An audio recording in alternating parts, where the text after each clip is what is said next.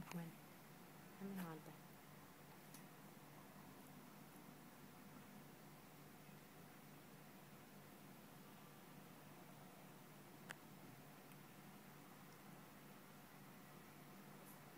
ทำมือไม่งง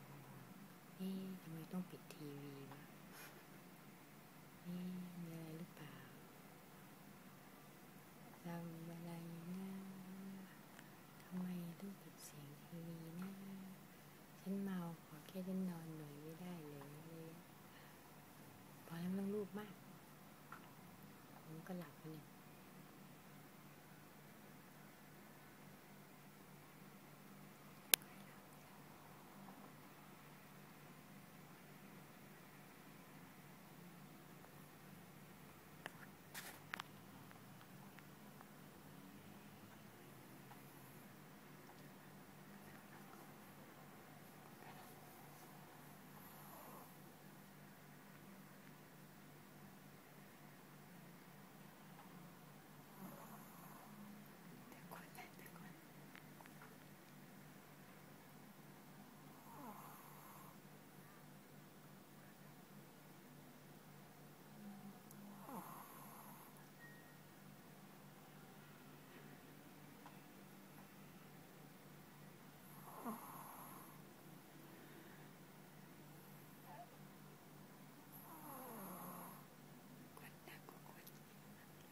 คนก็ทำเลย